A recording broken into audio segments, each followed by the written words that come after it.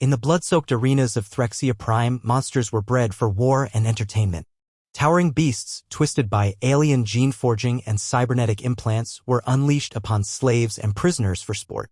The favorite of these abominations was the Kargath-class warbeast, 10 feet tall, laced with tungsten bone plates, eyes like molten lava. Its jaws could snap a battlesuit in half. It was called Grawl, and it had never lost. The audience howled in anticipation as the next victim was dragged into the sand-stained pit. She was small, barely 5.5 feet tall, draped in a torn human flight suit with the Earth insignia scorched across her chest. Her name was Lieutenant Maravas, the sole survivor of a downed recon ship. The Threxian warlord sneered from his gilded throne. "Send in the monster," he barked. The gates thundered open. Grawl emerged, metal-tipped claws raking the stone. His roar silenced the crowd. Mara didn't flinch. She stood calmly in the center of the arena, meeting the creature's gaze with eyes that didn't waver. There were no weapons in her hands. No armor. Just the weight of something deeper, something ancient. "Rip her apart," the warlord commanded. The crowd screamed for blood. Grawl lunged. 15 seconds passed. Then silence. Dust settled. No screams. No tearing of flesh. Instead, the unthinkable. Grawl stood still in front of Mara, trembling.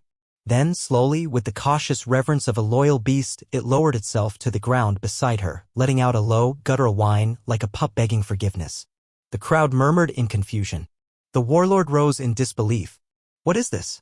Mara placed a hand on Grawl's massive head. Its blazing eyes dimmed to a soft amber.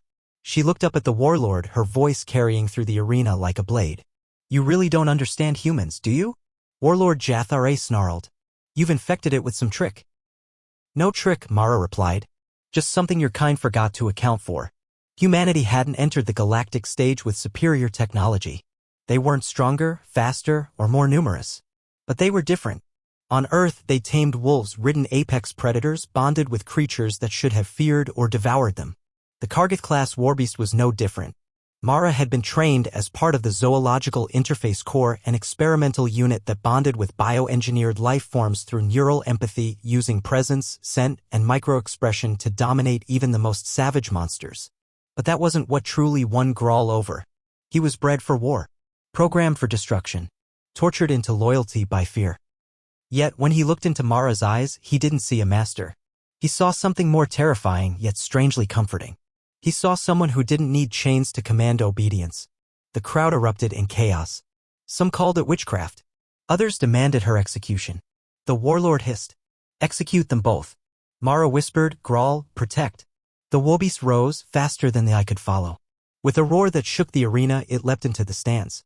Blades and plasma bolts flashed, but none pierced its armor. Mara walked behind him calmly as Grawl tore through the warlord's guard. A storm of fury and flesh. By the time she reached the throne, Jathare was cornered, bleeding, trembling. "You made a mistake," she said coldly, thinking monsters only answer to fear. Grawl growled, and the warlord screamed. But Mara raised a hand. "No. Let him live. Let him remember what it means when humans teach monsters to choose." She climbed onto Grawl's back, and with a bound, the beast carried her out of the arena, leaving behind silence and a legend. Across Threxia and then the wider galaxy, the story spread. The human who tamed the unbreakable. And on distant worlds, whispers grew louder. If they can turn monsters into allies, what else can they turn?